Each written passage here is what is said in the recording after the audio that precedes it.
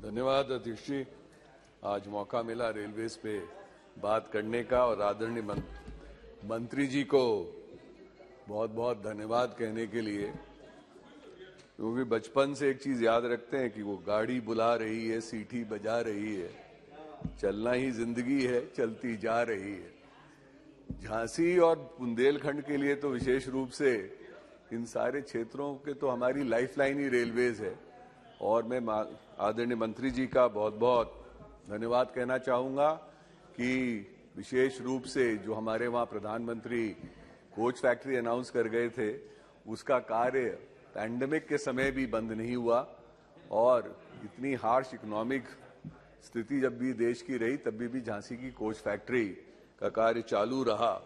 विशेष रूप से इसलिए भी धन्यवाद कहना चाहूंगा कि हमारे वहां झांसी में भी किसान रेल आई है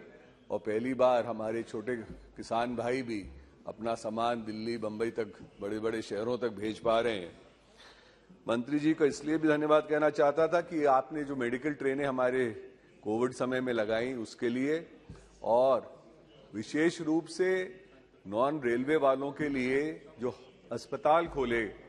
और अस्पतालों में हमारे मरीजों को जाने दिया, तो उससे हमारे कोविड पेशेंट्स को बहुत बहुत फायदा हुआ। पर आपसे एक आग्रह ये था कि अगर इन अस्पतालों को भी अपग्रेड कर लिया जाए और इसमें आयुष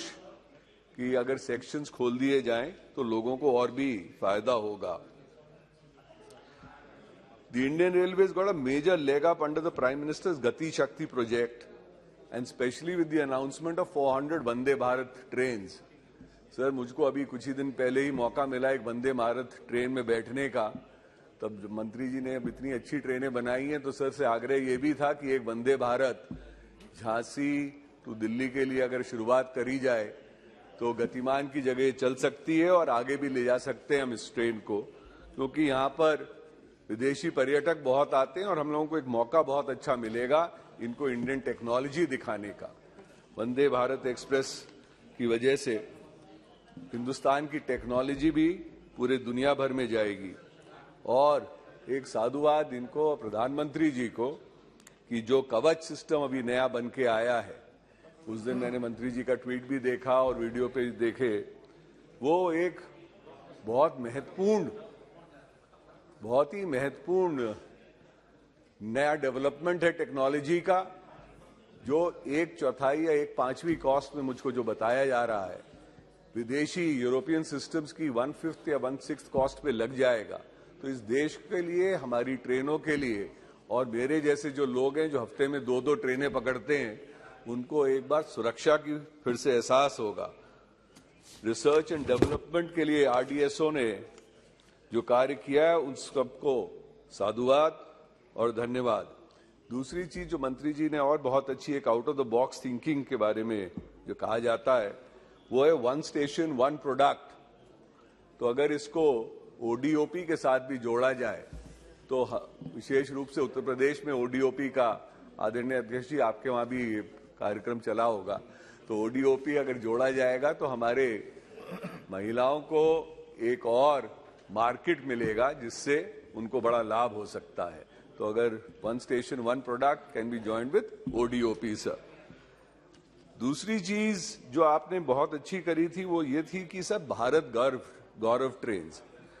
गौरव ट्रेन्स में कुछ ट्रेनें लग गई हैं, पर इसमें एक ही आग्रह था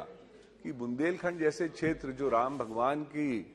आने से इतने जुड़े हुए हैं, हमारे वहाँ ओरछा है और आज वहाँ राम राज्य को माना जाता है और भगवान को सलामी लगती है रामलल्ला को। उसके आगे ही चित्रकूट है, फिर वहाँ से चलते हैं और थोड़ा तो ऊपर तो अयोध्या आ जाता है। तो अगर यहाँ से अगर इन ट्रेनों की व्यवस्था करी जाए, और इसको चाहे आप जैन टूरिज्म के साथ भी लिंक कर सकते हैं, बिकॉज जैन के जितने भी प्रमुख मंदिर इस तरफ हैं बुंदेलखंड में, बहुत ही प्राचीन मंदिर भी हैं, तो इन लोगों को भी बहुत बहुत फायदा होगा। मेरा यही एक आग्रह था कि ये करवा दे। और सर आप लोग थोड़ा सा लालच भी जरा मन में डाल देते हैं। आपको एक रानी कमलावती स्टेशन जो बनाया है, अब अगर ऐसे स्टेशन बनने लग गए तो मेरे ख्याल से जितने भी सांसद यहाँ बैठे होंगे, हम सभी की ओर से आग्रह रहेगा कि अब हमारा नंबर कब आएगा। तो यही बात हम सब कहना चाहेंगे कि झांसी का भी नंबर कब आएगा, क्योंकि एक दिन मेरे साथ एक बच्ची ट्रैवल कर रही थी, वो वहां से आई होगी, वो अपने माता पिता को फोन करने लगी मेरे सामने। तो उस बच्ची ने जो कहा, और वो विदेश में बात कर रही थी कि dad you can't believe the railway station is better than our airports in the US. बहुत ही अच्छा लगता है ये बात सुनकर,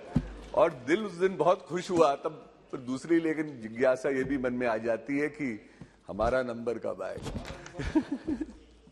तो मंत्री जी से ये आग्रह था, मंत्री जी से एक ये आग्रह था कि सर हमारे वहां झांसी के बहुत सारे बच्चे मेरे कोटा से बहुत जाते हैं, और कोटा हिंदुस्तान का एक बहुत प्रमुख स्थान हो गया है एजुकेशन के लिए।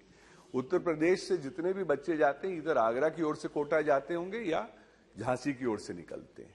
इनके लिए कोई भी फैसिलिटी नहीं है इन बच्चों को वहां तक कोटा जाने के लिए। तो अगर आपसे यही आग्रह था कि एक आपके पास बहुत पुराना प्रस्ताव पड़ा है 1993 का मेरे ख्याल से, जो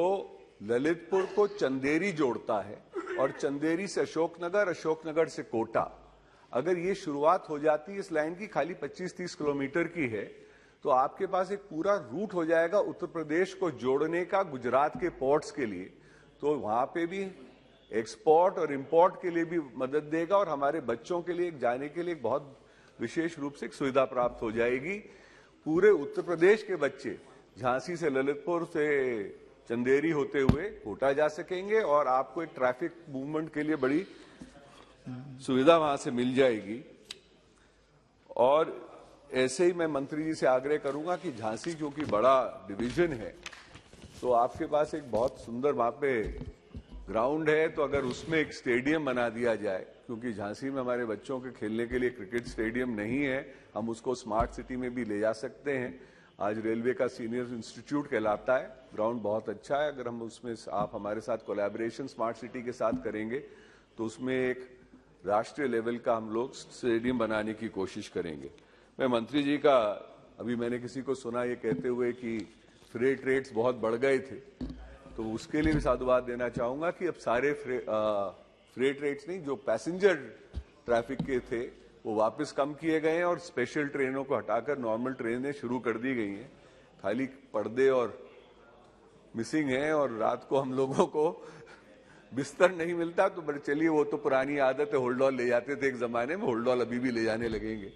कुछ ट्रेनों के लिए आग्रह करना चाह रहा था मैं आपसे। ये आग्रह ये था कि सर एक मेरे वहां मौरानीपुर करके जगह है जहां पर अभी भी डिस्प्ले बोर्ड्स नहीं है, काफी बड़ा स्टेशन है, पैसेंजर्स को विशेष रूप से तकलीफ हो जाती है, और 2-3 बार मैंने जीएम साहब को भी लिखा है और डीआरएम साहब को भी, अगर आप रिमाइंडर करवा देंगे तो सर एक बहुत बड़ी मदद हो जाएगी। जैसे आदरणीय एमपी साहब अभी कह रही थी, लोगों को नई ट्रेनें मिलती हैं तो लोग बहुत दिल से खुश होते हैं, पर जब ट्रेनों का स्टॉपेज रोक दिया जाता है तो लोगों को बहुत परेशानी बढ़ती है। उतनी खुशी से ज्यादा दुख दर्द बढ़ता है जब ट्रेनों के स्टॉपेजेस रोक दिए जाते हैं। लोग ये मान के चलते हैं कि स्टॉपेजेस जब एक बार दे दिए गए तो ये हमेशा के लिए गारंटीड हो जाते हैं। मैं मान सकता हूं कि कुछ स्टॉपेजेस रोकने वाले हैं, रोकने भी चाहिए, पर कुछ हमारे वहां से विशेष आग्रह थे कि बबीना में उत्कल एक्सप्रेस सदियों से रुकती आई है, Chhattisgarh express, Kushinagar express, Andaman express, Sabarmati, ये सब रुकना बंद हो गई। धौर्रा में अमृतसर दादर, छत्तीसगढ़, झेलम, झांसी इटारसी, जाखलौन में भी छत्तीसगढ़ इटारसी पैसेंजर, तालबेट में साबरमती, उत्कल, ये बहुत सुपरफास्ट ट्रेनें नहीं है। अगर इनको रोक दिया जाएगा तो लोगों को विशेष रूप से एक महत्वपूर्ण सेवा वापस शुरू हो जाएगी, और इस क्षेत्र के लोगों को जो अब तरीके से पीड़ित हो रहे हैं, विशेष रूप से हमारे वहां से युवा बहुत जाते हैं शहरों की ओर, तो ये युवा जो पढ़ने जाते हैं इनके आने जाने के लिए एक विशेष फायदा जरूर हो जाएगा। मैं प्रधानमंत्री जी को और आदरणीय मंत्री जी को साधुवाद भी देना चाहूंगा कि इंफ्रास्ट्रक्चर जो स्पेंड रेलवेज पे अभी हो रहा है 1,40,000 करोड़ का, और पीएम गति शक्ति में जो मल्टी मोडल हब्स बन रहे हैं, आशा करता हूं कि झांसी भी हिंदुस्तान के एक तरीके से हृदय में है, बुंदेलखंड, तो एक मल्टी मोडल हब यहाँ पे भी अगर बन सके, जैसे नागपुर में एक निहंस करके एक प्रोजेक्ट बहुत पहले शुरू हुआ था, जहां पर port, dry port, airport, highway और रेलवे का आदरणीय नितिन गडकरी जी ने उसकी रचना की थी। अगर इस तरीके का हमको भी झांसी में अगर मिल जाएगा तो विशेष रूप से बुंदेलखंड जो वेयर हाउसिंग के लिए बढ़ के आ रहा है, उसको बहुत गति मिलेगी, प्राइम मिनिस्टर गति शक्ति में। इन्हीं शब्दों के साथ thank you sir, I rise to support the budget and thank the honourable minister.